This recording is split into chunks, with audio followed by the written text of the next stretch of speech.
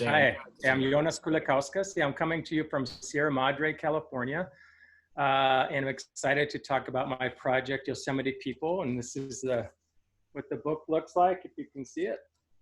I'm going to share my screen and get started. And let's see here.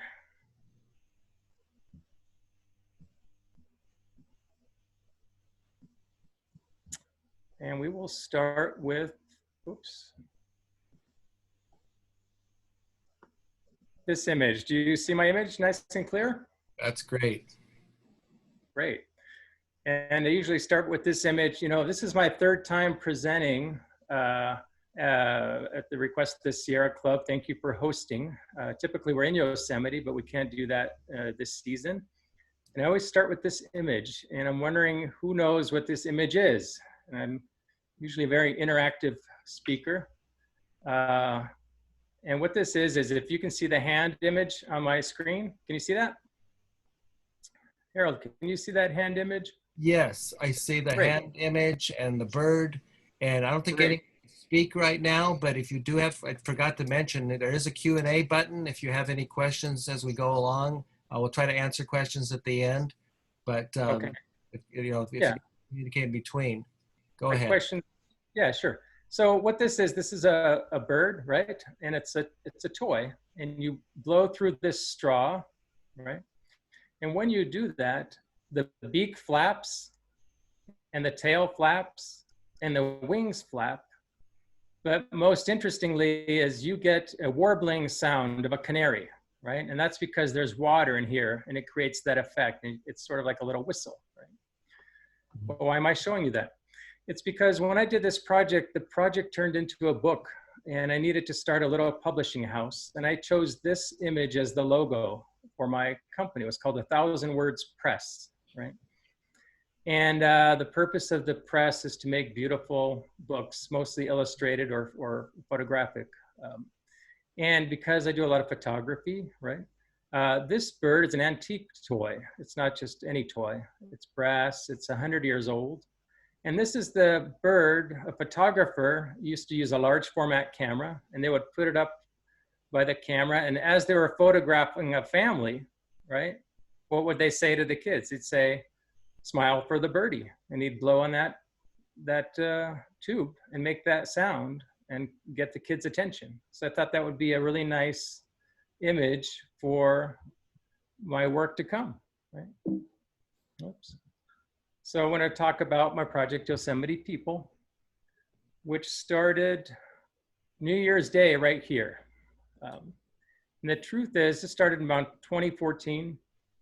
The truth is, this project started in the year 2000.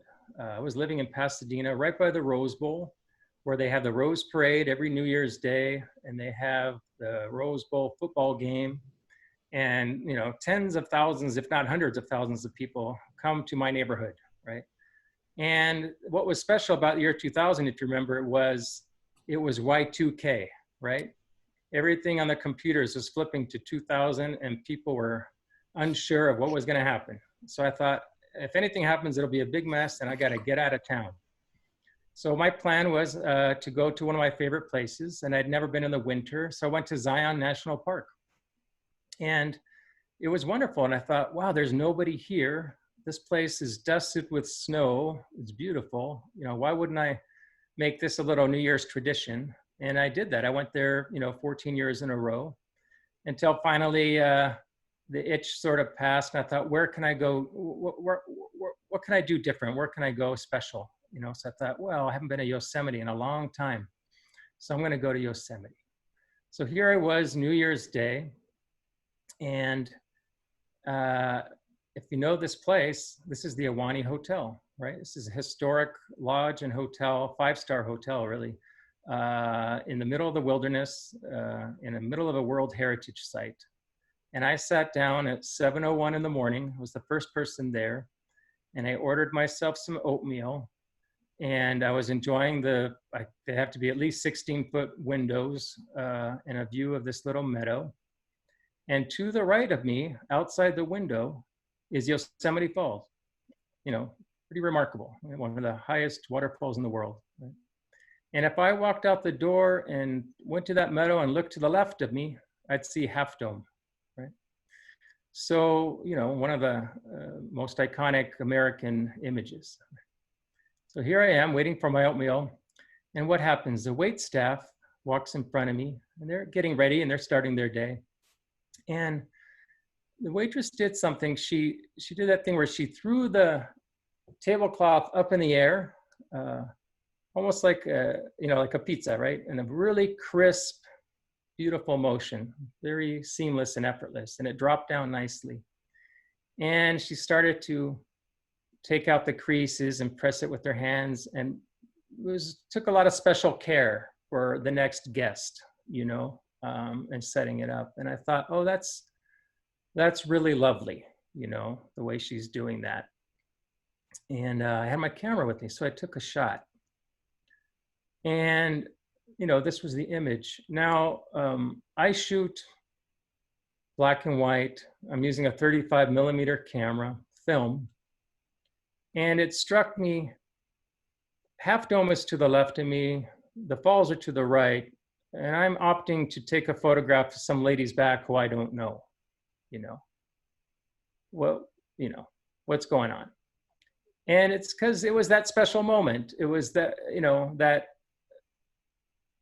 something lovely doesn't let me down, And I thought, I'm going to see what else is out there in Yosemite. What are the people doing, So I thought, where are the people? Where should I go? And I went to the village. Okay. And, I learned a lot of things very quickly. There was a little store, there's a post office, right? There's a hospital, there's a fire station, there's rangers, there's visitors, there's workers, there's volunteers, But I'd never considered this, this perspective, Now, the other thing I have to remember is, we're in such a digital age and the photos are so instantaneous and fleeting. I don't know what I'm shooting, My background is street photography. I've been doing that for about 30 years, New York, San Francisco, a little bit of Europe, Los Angeles. So, I'm comfortable with that. But the truth is, you don't get the results until you return and you develop that film, so it could be a week before I know what I'm shooting. Right? So here's a shot of course, of the postman making his own way of getting a package out, right? And I walked to the visitor center and I saw this lady, and her name is Julia Parker, and she's a master basket weaver. And she had been to Yosemite 52 years. She was in the visitor center because I think her usual spot was being renovated at the museum. So there were people here long before the gold rush. And the descendants are still in the local area today, still carrying on customs and traditions. Who said that? Philip Johnson said that. Philip is an interpretive ranger, and he is actually the nephew of Julia Parker, who we just saw. And he made that arrow from scratch from the local brush and materials. And he shows people how to flint knap, and he does nature walks, and his whole life is in Yosemite, and it's a family legacy. I got to know him, and he became a friend. Now, as I was driving around a bit, I saw this light and I thought, oh, this is really beautiful. And I took this from my car in the windshield. And I see Mark, one of our attendees today, asked the question, aren't streets in the wilderness a violation of the Wilderness Act, untrammeled by man? And I had the same thought. I took this photo, and as I was sitting there, I was thinking, oh, what was this place like before the people? Because that sunlight, that was beautiful, and that was there, and those trees were there, and the rocks were in different formations, right?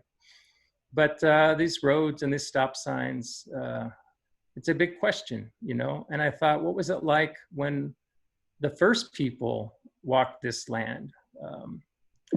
And that's when I decided I'm going to dedicate my project to the first Yosemite people. So this is sort of how it came about. Now, when I came back home, I developed that film and I was pretty pleased with the results. And I just thought there's something happening here. I'm going to turn this into a project, right? And I'm going to go to Yosemite and I'm going to photograph the people instead of the nature. And I thought about it and I couldn't see that anyone had really done it before. There were a lot of isolated incidents and people, you know, famous photographers had taken shots of people, but not a focus, not a project like that. So little project management experience, and you know, I thought, well, I better make some parameters. It'll help me in the long term. So I picked my favorite camera for this type of work, street photography. It's a Leica M6, a 35 millimeter film camera. And I'm using a 50 millimeter lens when I use this camera. And that's the lens that's probably closest to the human eye in terms of the distance and the aspect ratio and things like that. And so it means that when I'm close to somebody in that photo, I'm as close, you know, as you think. It's not a telephoto, not a zoom lens, right? And the territory is I decided to shoot only inside the park. There are a lot of places on the perimeter or cities or towns nearby that might have a lot of photo opportunities, but I needed to keep it, restrict that. And I thought I'm gonna go once a month. I'm gonna try to do this. I had a full-time job when I started this project, so it was really hard for me to get away in a weekend, or typically I'd stay from, one time I stayed only one night, and then, but typically I would stay 2 to 3 days. One time I stayed a week. I had no special access. And what does that mean? Well, when I do my street photography, I'm in New York, for example, I don't hire a helicopter and fly around and you know, do aerial photos and get that kind of special access. And I thought, I don't want to do that. I want to stick to my street photography roots and approach things the same way. So when I see Half Dome, I'm thinking of it as if it were like Empire State Building, you know, and I'm not necessarily going to go through heroic measures or extreme measures to get special access, because it's just not what I do. This is my art, you know. And it's not an expose, and it's not a National Geographic feature. This is literally my street photography in the wilderness, right? So my activities were to follow the people. That's the goal. Where are the people, right? And not get distracted. You know, if the people are skiing, then I'll go there. And if the people are, you know, congregating somewhere or doing some activity, then I'll join. But I won't do something I typically wouldn't normally do. You know? And the subjects are the people, and started to learn about the different category of people: the workers, the rangers, the families, visitors, and the volunteers. And you know, people aren't always easy to spot. How do you spot a volunteer if they're not, you know, wearing a volunteer T-shirt sometimes? So we'll talk about it. And the way I've organized the photos, if you're familiar with Yosemite, is sort of like a walk in the park in some of the different areas. And this is Curry Village, well, you know, they went through some name changes during my project. Initially, Delaware North Corporation was managing the concessions and things like that at the park. And then they had a lawsuit. I'm not going to get into all the details, but it switched hands. And anyway, the names are back. I'm happy about it. And most people I know aren't complaining. So this is Curry Village, where you can go camping in these white tents. And there's literally hundreds of them. Almost always a place to stay at Curry Village. I chose this photo as the cover of my book because, of course, it's Half Dome and it's upside down. So it's to say it's a different view of what we would normally see. And everything in this photo is man-made, right? This is the ground, but this is asphalt and cement and nature's puddle. Give you an idea of the scale of Curry Village. This is the front desk, and you just see hundreds and hundreds. These are keys. So if you want a room, you get a key. Best not to lose it, but they do have spares. And I want to say, when I wasn't photographing people, I was photographing sometimes the remains of people or the presence of, you know, man or human. This is a photo in Curry Village. I like to tell this quick story. There might be some photographers attending today. And it's one of the things I learned, you know, it's not just to photograph the people and get the breadth of the work and the project, but shoot, you got to get a good shot that you're pleased with, you know, as well. And I like this one. It's sort of a generational, you know, you get the man on the left, he seems like to be an older gentleman enjoying a book, and some sort of Boy Scout on the right, whittling a piece of wood. And the reason I like it was two reasons. One is I went out hunting, you know, if you call it that, for a good photo. And I just went walking for an hour and I couldn't find anything. And I came back to this spot where I started.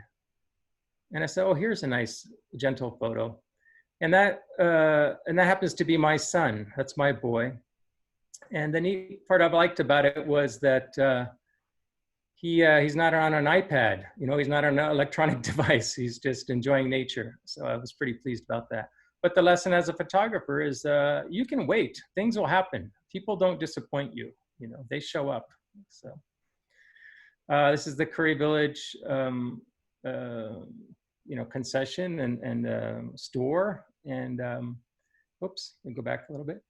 And I'm just marveling when I think about it. I look closely at the photo. Look at all the booths. It's pretty interesting. You can really have a good time in Yosemite if you like. Curry Village Lounge. And I like to show that so that Madame Curry or Curie was a real person. You know, it's not, these names just don't fly out of nowhere. This photo is a reminder, these are summer jobs for some people. They're great experiences for a lot of young people and just people in general.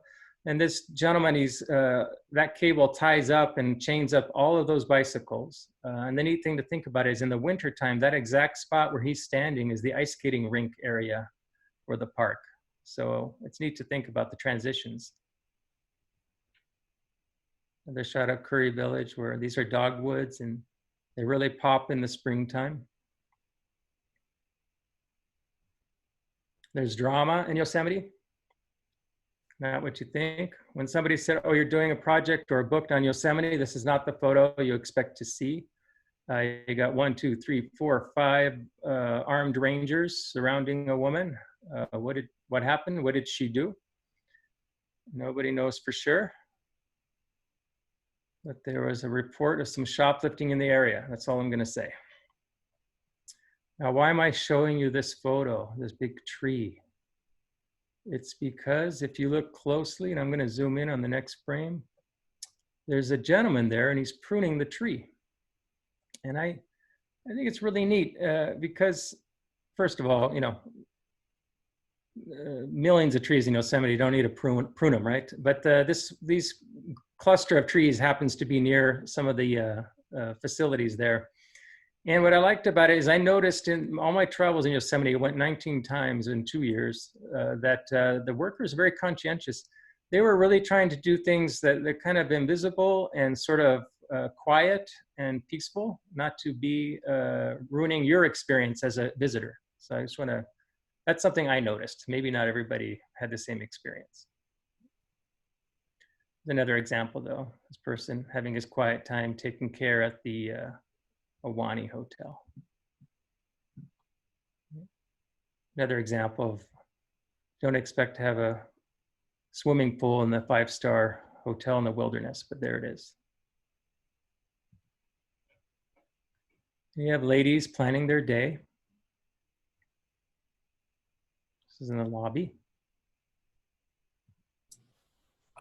Just a second, Jonas. I noticed Sure. a couple of people are saying that that they're not seeing the new slide. There's sort of a delay, and I'm seeing that sometimes too. So it may be okay for some people, but you probably just need a little more time on a slide, and then you know, give it a minute, or not a minute, but you know, give it a little bit of time when you go to the next slide when you talk about it, because I think there is some delay. That sounds good. I'll do that. Yeah. Oops. Let's stay on this one for a moment.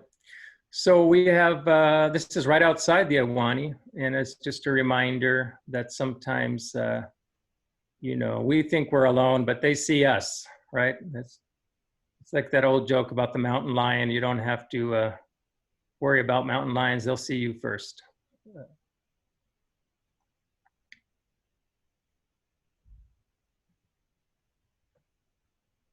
You know, I was a newbie to Yosemite. I'd only been once or twice once as a child and another time, in the valley. And I didn't know much about the Wawona Hotel, beautiful white hotel. And they have a beautiful tradition every morning. I can't remember if it's 8 o'clock or 7 o'clock or 9 o'clock, but they whistle they raise the flags and they have a ceremony and they whistle and they sing the national anthem. So it's really nice.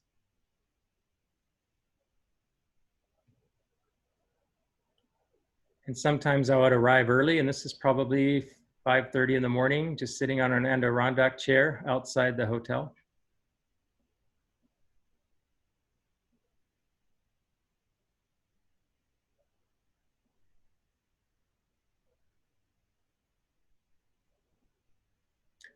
And they're famous for their July 4th picnic. It's, classic Americana. They have pies and a big barbecue, and they had some sort of, all kinds of music, maybe bluegrass, that sort of thing. And it's super festive. Boy, 4th of July at the Iwani Hotel in Yosemite, it doesn't get much better than that.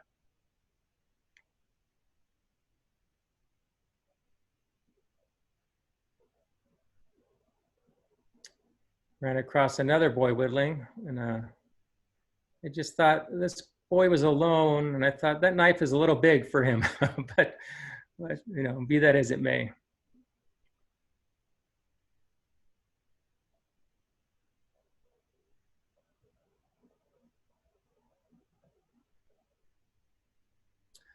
Now, Yosemite has a tradition of horseback riding, and this is in the Upper Sierras. The manager's name is Mr. Vic.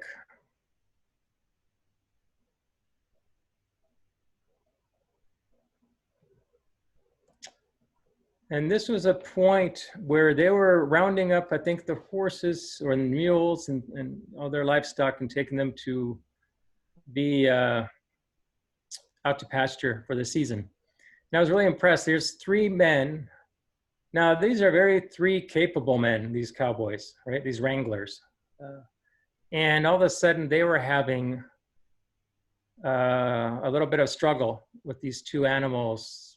And the manager came out and really sort of corralled and helped handle it. And it was just very impressive to see these men. And this is Kate.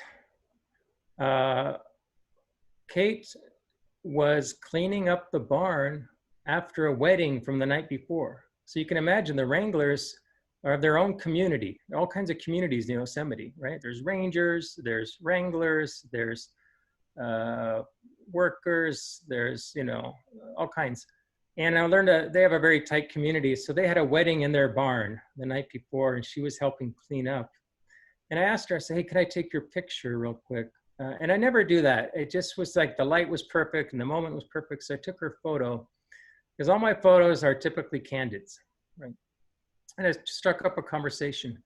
And what I learned about Kate was a photographer. And Kate went to Brooks in Santa Barbara, which is, one of the top 10 photo schools in the country.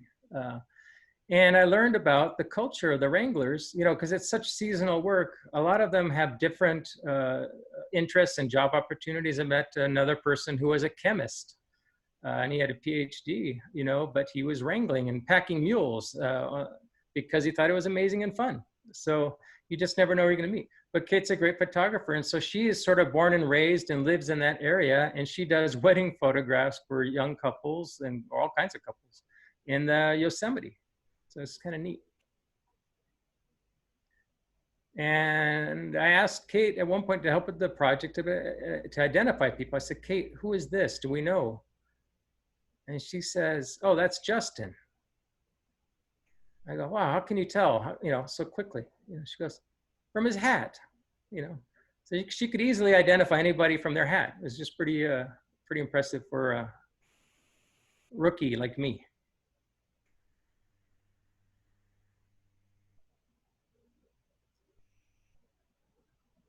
And the wranglers have their dogs and their families. And a lot of people don't see the behind the scenes work that goes into these rides. but they enjoy them. And part of this project was learning that I'm preserving traditions here too, because after the change of hands with the concessions, they made some changes in the park, and they no longer have horseback riding at this stable in the valley. That's not part of it anymore. They still pack mules for the upper Sierras, but this opportunity is gone. And it was an 80+ year tradition.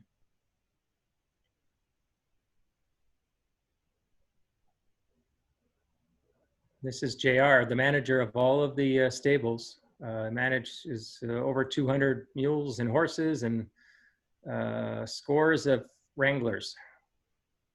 The biggest compliment ever paid was he invited me to learn how to mend saddles for 2 weeks in the winter. But then he was let go over the change of hands. But he's a very capable person, and I think we last saw him somewhere in the Sequoias. So I think he's keeping busy. And I asked him, what is this? He let me into his workspace. Now, this was an interesting exception to my rule of no special access, right? I said, no special access. But the only reason I accepted was because he offered, but also because JR was the type of guy who he would offer this opportunity to anybody, So I thought, okay, I'll take it. And I walked in his office, and this was hanging above his desk nearby. And I said, what is that? He said, well, it's a bag. I go, well, yeah, but what's the purpose? He said, well, it's meant to look like a hornet's nest, and it wards off flies. And I said, wow. I said, does it work? He said, well, it didn't work for the first week, but lately it's been doing pretty well. So who knows? But they like it. Now, a lot of people might recognize this, and maybe a lot of people won't. This is a monument. Almost never see this space empty. Let's get a little bit closer. A very famous wall. And this boy is looking at perhaps one of the most famous views, right, in America. And that's why I like this photo, because this is probably the first time he's seeing this. This is his magic, Whoops. There we go. Oh, I'm sorry. I'm gonna come back to this photo. And I don't know this couple, but I photographed them a little bit, and they're certainly in love. That's what I can tell. And they're at the famous tunnel view. We see Capitan and Half Dome, and it's been photographed probably literally millions of times. I know that right around the average now is about 5 million visitors to Yosemite, 10% which are international visitors. So you can only imagine how many photos are taken. Right. And I found a little hike up the back way, a little bit of a different view, but you can see the crowds and the tour buses come in, and this is their first stop into the valley.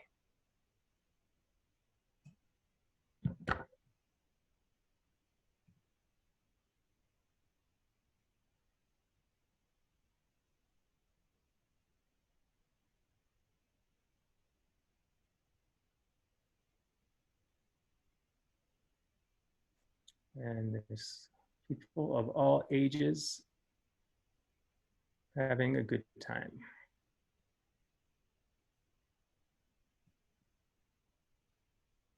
Ran across this couple, they're surveyors, and they were surveying the tunnel.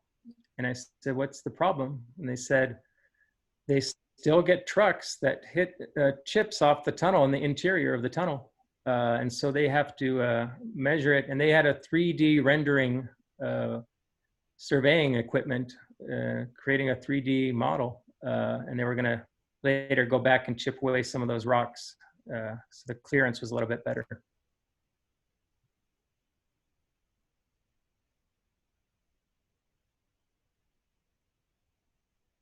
I'm not a Yosemite tour guide. I'm not an expert on Yosemite, but I recommend this. If you're there, take this 2-hour tram ride, because if you're only in Yosemite one day, you really see a lot.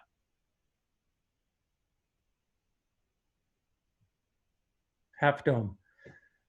Now, two things people said, you know, if you're going to do this project, you really need to have some sort of focus on a half dome. There's a famous photographer, Glenn Denny, who photographed a lot of people rock climbing El Capitan and Half Dome and all the early, you know, heroes of rock climbing. And he did a great job of documenting Yosemite people in that way, but as a very narrow community. That's the only, you know, focus he really had. But I thought I can't do this project without approaching Half Dome myself. So I did do the hike, and this is a view you don't see as often. If you look closely, you'll zoom in and we see that line of people, and that's up the famous cables. It's about 600 feet of cables, and it's a 17-mile round trip hike probably from Curry Village.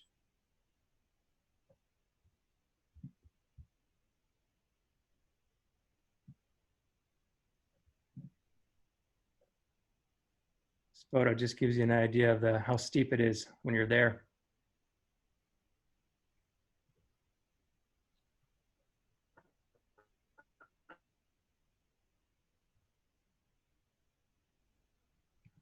Whoops, sorry, wrong direction. Now there's a sign bolted into the granite. I'm gonna bring you a little bit closer. It says, if a thunderstorm is anywhere on the horizon, do not pass beyond this sign. Lightning has struck Half Dome during every month of the year. And it's true, it's a little scary climbing that you know, basically you're climbing a cliff.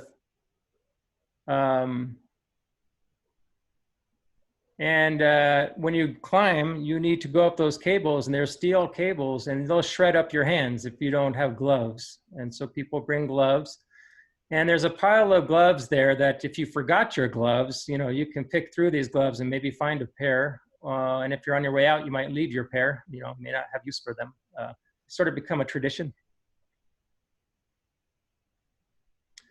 But, you know, it's something I observed. You know, I didn't have an opinion, but I'll tell you, I observed that, you know, do we need to nail metal plaques into amazing icons or drive steel poles into them or leave, you know, some people think of the pile of gloves as a pile of garbage.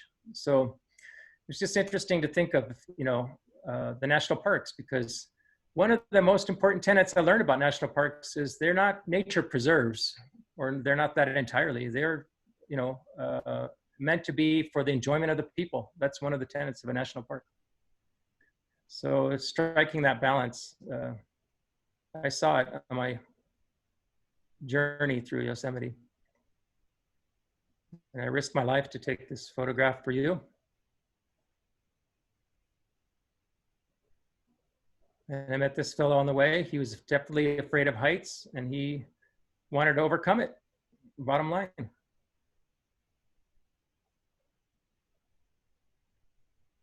And I saw all kinds of people climbing this hike. I was really impressed. All shapes and sizes. The very first person I saw at the very top was this 13-year-old girl. You know, she just ran right up. So God bless her. People had different traditions, very international. This guy brought himself an umbrella and a little bottle of whiskey, and he was doing a little toast.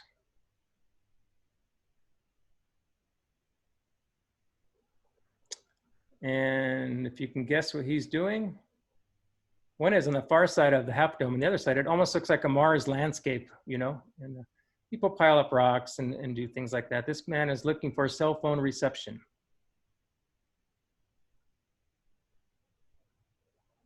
And the other thing about this hike is blazing hot. There's nowhere to hide. There's no trees, there's no shade. It's, you know, on a hot day, it's brutal.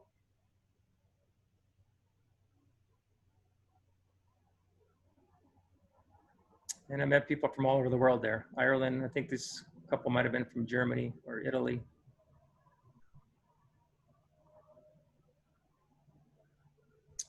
And this is at the bottom of the hike. I'm guessing these two are friends.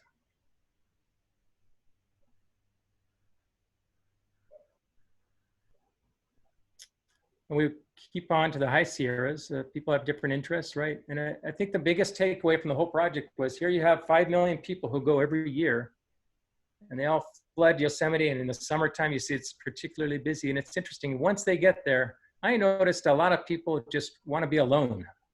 So it's interesting to think that, you know, so many people get together to be alone. But they, you know, Yosemite is so grand and so vast that I saw people were able to do it. This man's fly fishing. Big sky, you have to have a big sky photo.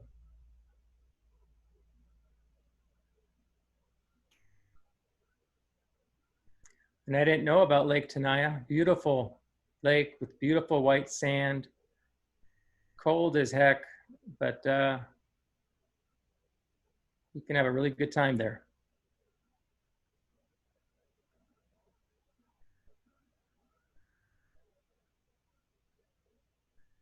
Brave kid.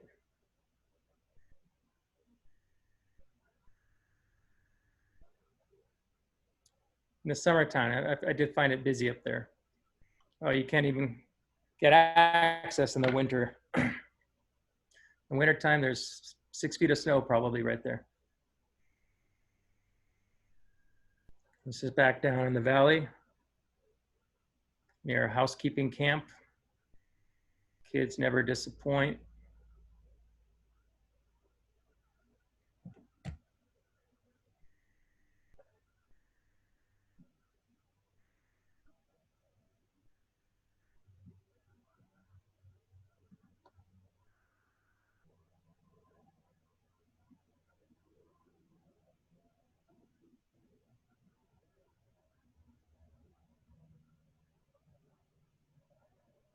There's a little kid there for scale. Oops.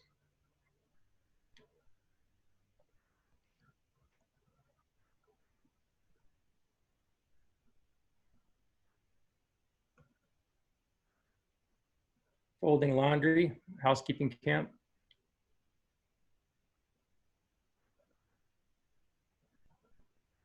Folding the flag or unfolding it. This is Ranger Ben. I photographed him. And then I met him a couple months later when he started to talk about the bears. A Ranger Ben, Summerfield Cunningham, also Native American of the region. His family, very large family, lives up in the Sierras up there. And he is an interpretive ranger, and he can show you all kinds of skills at the museum. But one of his main talks is the bear walk. And he takes you on a walk, and he gives you an idea where the bears travel and what their habits are and what they eat. And he carries a big basket with him. And at the end of his story, he takes out the basket and he takes out this bear hide and he wears it. And he tells you the story of Tank, the bear. And Tank is a bear who was hit by a car, and they had to call Ranger Ben. They had tagged Tank, and they knew Tank's name, and he knew this bear. And he had to euthanize Tank. And then he skinned Tank, and this is Tank's hide. And the reason he did that is he wanted to, you know, drill it home that you shouldn't be speeding in the park. And the speed limit is set at 30 or less, because that's how quickly the bears can run, you know. So sadly, that's the story he has to tell. And I asked him to include it in my book. So as a reminder that not just visitors there, but people live there. About 5,000 people live in Yosemite, the workers. And, you know, during high season, there's a lot of activity. And they need their privacy. Right? Kids never disappoint, photographer.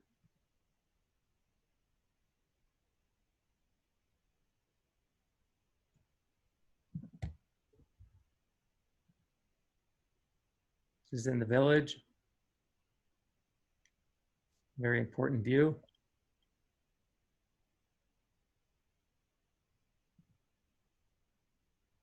This is in the village store. I think he's done for the day. A lot of people feel that way.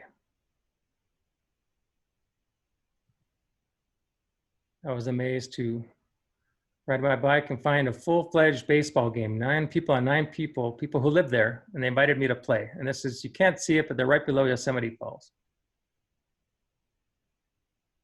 That's kind of a neat life to live. Photographers everywhere, up to their usual tricks and shenanigans, trying to get the best shots.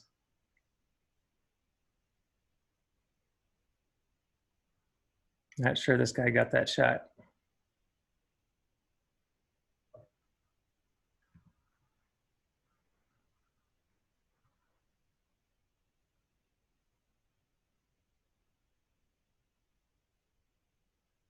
Some camera classes out there too that you can take. This is a neat find. This is at the base of Yosemite Fall. You know, you climb up the rocks and you see, especially in the summertime, people can swim in there. It becomes a natural pool.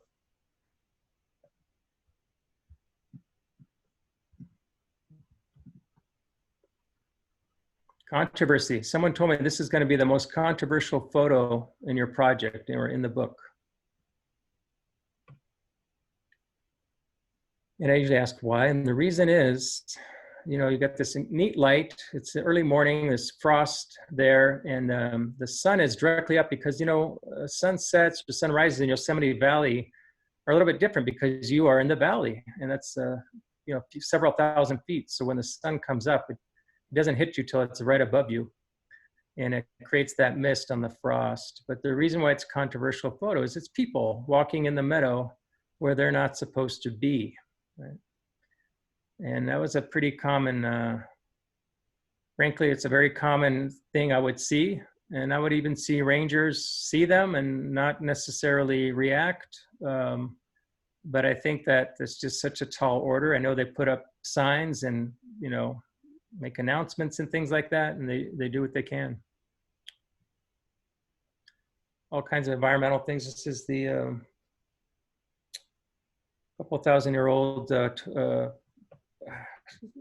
Torrey pine. Oh no, not Torrey pine. Oh, the name escapes me. But it's the tree that, I think it's Torrey pine that Ansel Adams photographed. It's now dead, probably from the drought in the 70s or maybe air quality. It's not clear why. I think that's Jeffrey Pine. Oh, Jeffrey Pine, thank Jeffrey you. Pine, yeah, it was Ansel Adams' famous photograph when it was still alive. Which was Right. a photograph, but it's been like this for some years, some decades now. Yeah, I was recently in the Torrey Pine Hotel. That's where I'm faltering, but yes, Jeffrey. And I would be remiss if I didn't do the project and I didn't go to Hetch Hetchy. And Hetch Hetchy is an area that was a valley in Yosemite. You know, Yosemite is not just the Yosemite Valley, it's a giant, thousands and thousands of square miles. And there's another portion up north with a giant dam that filled up the water of a beautiful valley. And this dam has always been controversial, and it holds, you know, it powers, I think, 10% of San Francisco's energy, or I don't know the exact statistics, but it's an economic and environmental controversial architecture. Very few people there, so I didn't stay long, and very not so easy to get to. Yeah.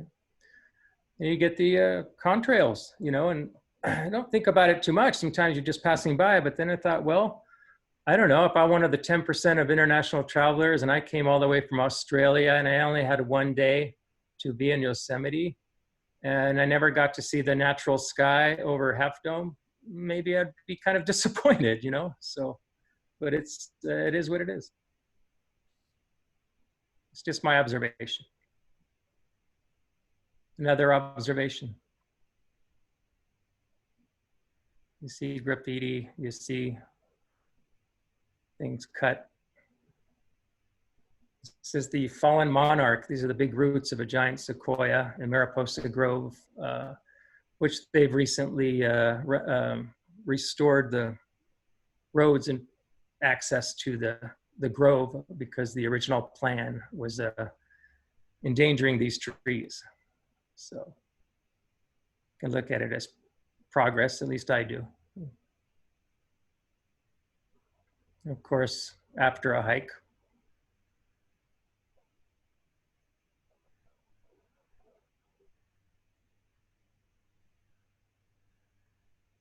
Some of the Upper Pines campgrounds. View from above. This is the view down below. That area is carved from the forest is a parking lot, right? And from what I understand, this is the area where they used to have the trash. And this is where the bears would come to eat the trash, and the people would come to watch the bears eat the trash, you know, that sort of thing. So progress or not, yeah, one wonders, do we need to carve holes in forests for our convenience? Unclear, right? It's just something I observed.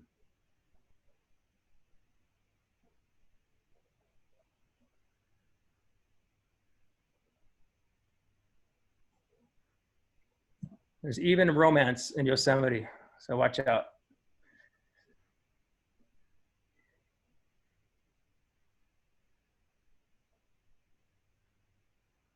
Rock climbing, this is going up the nose of El Capitan, biggest piece of granite in the world.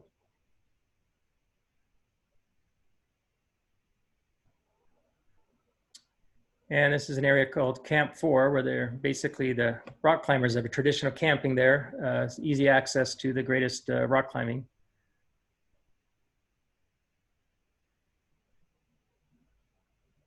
Give you an idea a little bit further away, that's El Capitan. And their weather changes, right?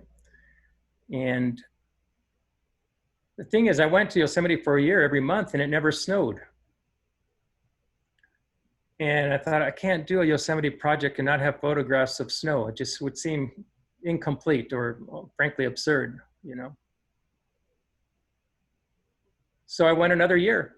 And, you know, it snow on occasion, randomly, it snowed in June, you know, but I have to be there when it does. So I have to catch it. And I caught it finally. And I went to Badger Pass, which is I think the oldest ski place in California. It's supposed to be an ideal place to learn to ski. It's a really good family spot. And they have snowboarding and skiing. What's this man doing?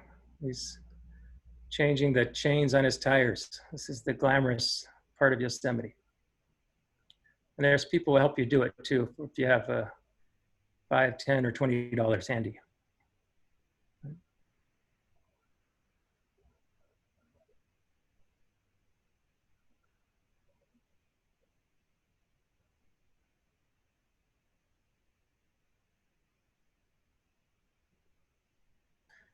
So this is another meadow, right? Again, but people are having a good time, that's for sure.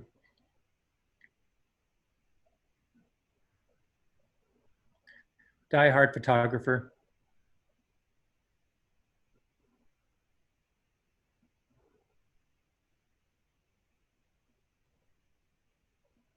This is the golf course.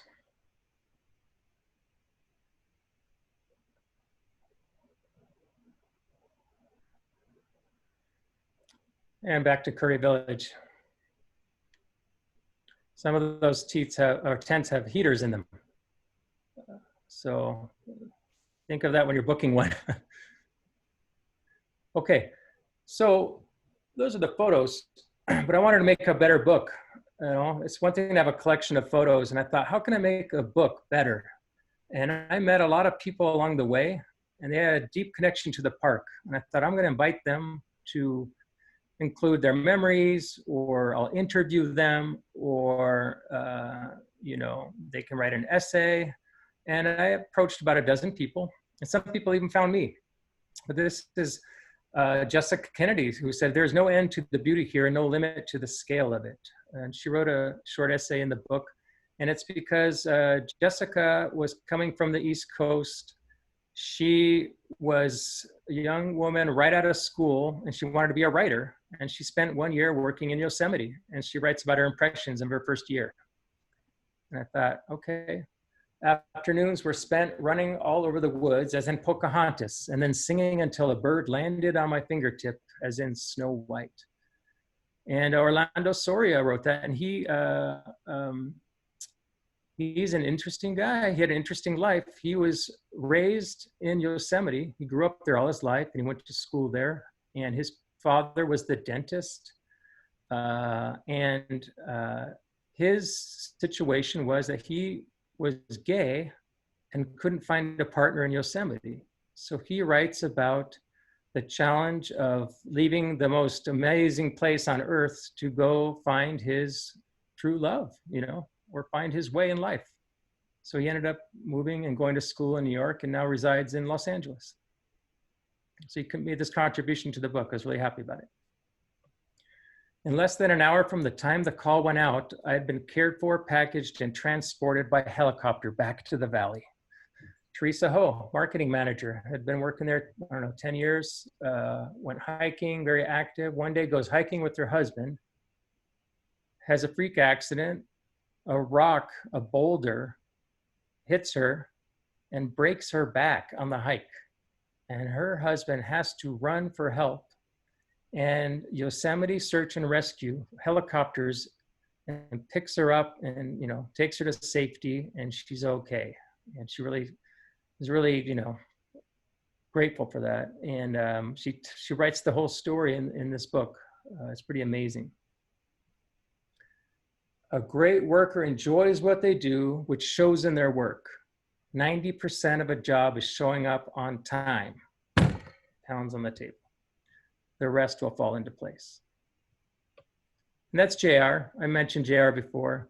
It's just neat to think of what is it like to manage all of these wranglers in this old cowboy, and cowgirl tradition. I interviewed him. He's just really salt of the earth fellow. And he even had an opportunity to plan a horseback trip for President Bush's wife. So it's pretty neat. Working with the Secret Service and all that. Heart attacks were not common. I'm sorry, heart attacks. Apologies for my typo here. It says heart attacks were not uncommon. And to make it interesting, we had an occasional baby delivery, Ruth Ann Adams. Well, Ruth Ann, we found each other on this project. Ruth Ann was a nurse in Yosemite in 1959. So you can imagine, that was a different time. And she talks about her experiences in her essay in the book. And I'm thrilled that Ruth Ann is an attendee tonight. And so thank you, Ruth Ann, for joining us. We've never met in person, but it's been years now. And I know you're out in Texas and I'm here. And I hope one day we can give each other a big hug. But I'm enjoying our Scrabble. I'm really grateful for this contribution. Other contributors include Kevin Starr, who is the great California historian who passed away not too long ago. And he talked about his experiences working his way through college. Shelton Johnson, interpretive ranger also. He's a Buffalo Soldier specialist and expert, right? Talks about the Buffalo Soldiers in the book. And a lot of other stories, Now this photo, it's the last photo, thank you for your patience, is in Curry Village. This is a ranger, and this photo behind him is Yosemite Falls, but he's yelling, let the fire fall. And that's because up until 1968, there was a tradition of embers being thrown down the cliff near Curry Village. People would gather beforehand out in the parking lot and picnic areas, and they would drink and have a good time. And when it got dark, they would sing songs and they would start to yell, let the fire fall. And that individual at the top would throw down a cart of embers that looked like a firefall or a waterfall, however you want to put it. That was a tradition for a long time. 1,000 thanks to all of you for listening to my presentation. I'm definitely going to have time for questions if you're interested. A million thanks to the Sierra Club and Yosemite Conservation Heritage Center for letting me participate for a third year in a row. Special thanks to Harold Wood. You know, Harold is a bona fide volunteer. He's here all the time in Yosemite, in and out, and now he's taken on this project to make this virtual experience. And I'm really grateful, Harold. I know that's not easy. Yeah. I want to give infinity thanks to Bonnie Gazelle. Bonnie is the curator at the Conservation Center, and she does her best to run those programs, and she's been there for a couple decades. And she's introduced me to Exhibit Envoy, who's taken this project to fruition. And I want to thank Ruth Ann Adams for being here. Infinity thanks +1. This project now has been packaged and it's on display. It's an exhibit at the California Museum. It's coming soon as this COVID gets settled, that people can visit this at the California Museum right across the street from the state capitol in Sacramento. And the photos were entered into the permanent collection at the Smithsonian National Museum of American History. So I think that we've taken this project as far as we can. So I'm going to stop sharing my screen, if that's okay. Give everyone a nice hello. The sun's set here in Sierra Madre, California. Harold, where are we at now? What kind of, how can we proceed? Do we have questions? Well, sure. It looks like there's a number of Q&A. I see 7 questions. I see some comments from Barbara Mossberg. I think there might be a question in there somewhere. There's also a lot of praise for you and your photographs and the whole experience. So why don't you take a look at that? And I think all the questions are intended for you. So why don't you take a moment and look through those, and then you can answer those questions as you fit. Oh. Okay, I'll try to get to all of them. My contact info, somebody's asking, is simply if you go to yosemitepeople.com, you can get information about this project. It's as simple as that. I never met Ansel Adams. I think he passed away when I was a little bit younger. Sure would have liked to. Definitely have a lot of his books. How much post-processing do I do in printing negatives? And so there's a couple questions here. Why did I choose to use black and white? And I'll weave those in together. My background is not just photography, it's printmaking. And I've studied all the historic printmaking processes from woodcut to silkscreen to etching to lithography. And I practice this once a week. I manage a studio at Art Center College of Design under this master printer, Anthony Zepeda. So printmaking is in my blood, and half of or more of the printmaking processes really rely on photography. And so I'm really in love with the sort of analog processes. And all these historic and analog processes are black and white. And I use, I don't always do black and white, but I choose, I'm very careful to choose the right medium for the right project. So the project I did after this was, I drove around the West for a couple years with my son, but I brought an 8x10 film camera, and I captured those moments with that type of camera. And I processed that film myself, and I make contact prints with the 8x10, but just depending on the process. So in this particular project, I shot, 5,000 photos over 2 years. I didn't develop the film always because it was just a little bit too much for me, but I would print them. And unfortunately, I wasn't able to print them all as silver prints because that's just a huge undertaking as well. So for the book, for example, I ended up scanning the negatives and then, producing them that way. But I will print I have my own dark room and, just whatever's I'm in the mood for, I'll do it.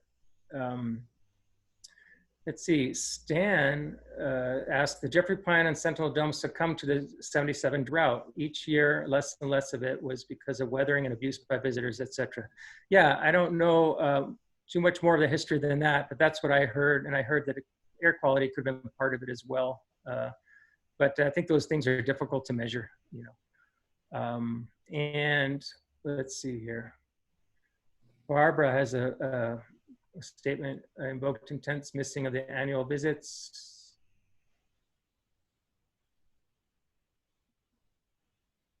Where am I in Pasadena? Okay. Well, I'm in Sierra Madre. Again, I teach part-time at Art Center College of Design, and right now I'm in Sierra Madre, which is a neighboring city. And my claim to fame or joke is that I've seen more bears in my own neighborhood than I have in Yosemite. So that's one thing I want to make clear. Let's see here. Well, thank you. So I guess what all I would say is if you're interested in learning more about the project, you definitely go to YosemitePeople.com. You can purchase the book, just Google it or go to that website. We're running out. I did a first pressing of it, 750 titles, and believe it or not, most of them have sold. I don't know if there will be a reprint. My next project is I was fortunate enough to be awarded a Fulbright scholarship. So I'm traveling next year to Lithuania. That's my home of my family. And I'm going to be documenting the Jewish community there. That is a surviving colony after the war. There used to be a population of 200,000. It's now closer to 3. And I'm going to spend a year doing that with all photo processes and drawing and painting, etc. And the other thing I would say is next month I have a show at the Hauser-Wirth Gallery, or Hauser and Wirth Gallery, that I'll share through social media as well. So I really wish I could go to Yosemite soon. I'll probably do that before my trip to Europe. And I hope to be able to present there in person sooner than later. So if there aren't any other questions, Harold, what do you think? Yes, let me see if I can share this. There we go. Here's tonight's program. I just wanted to let people know that we did have a program last week, Yosemite through John Muir's drawings, presented by Mike Wirtz. And I noticed he's attended here tonight, so I'm sure he really enjoyed your photos. But we did record the live presentation last week. And so if you go to our website, which I'll have on here at the end, you will see a link for watching that video if you missed last week's presentation. It was very good. So the program tonight was wonderful. Thank you very much, Jonas. I think there was lots of, he didn't mention, but in the questions and answers, there were a lot of just people saying, no questions, but it was a wonderful program, and we all feel that way, I think. So next week, in this next program in the series, please join us for Hidden Wonders Above Yosemite's Night Sky. This will be some amazing photographs from NASA and the Hubble Space Telescope and other telescopes, as well as the ground-based telescope. It's presented by Janet Wood, my wife, who is a Jet Propulsion Laboratory volunteer ambassador. So her program will be presented kind of the things that you would see in the night sky if you had a telescope and you're up there on Glacier Point and maybe had a really big telescope as well, and you'd see, because you'll see things that a hobbyist wouldn't see. You can register there at that URL. You could just Google it. The easiest way is just Google Yosemite Conservation Heritage Center. When you get to the home page, look for the tab that says Summer Programs 2020, and you'll see next week's program listed. There's another program on August 27th that will be about Yosemite landmarks that will be really engaging and interesting, presented by Jeremy Evans. So be sure and tune in that one. We're working on several programs for September as well. So you can sign up on the forum to be notified of future programs. Otherwise, keep checking back at that address you see on the website, and there will be the new ones posted as we get them posted. So we're hoping to have at least 3 more, or at least 2 or 3 more in September. Hey, Harold, I want to be remiss if I didn't mention, in the book, there's an essay by Carol McCusker, and she's one of my mentors, and she writes about the history of photography of that region. And it is one of the reasons I did shoot black and white. I know somebody, Stephen asked, or one of our viewers asked, and it was a nod to Ansel Adams to say, this is what's maybe the next iteration of the possibilities of photography of the region. And she speaks to that. It's a great essay. So I just wanted to mention that. Great. Good. Well, thank you. I think we're going to go ahead and wind up then. I think we've got all the questions that we had. Let me check one last time for any last minute. A number of folks have already left. So without further ado, we'll go ahead and end our program tonight. So we hope to see you again. And Jonas, thank you again so much for your wonderful program. It was really, really interesting. We've got some real insights that most of us never see when we go to Yosemite. Great. Thank you for having me. I really enjoyed it. I'll see you next time. Thank you. Okay. Goodbye. Bye-bye.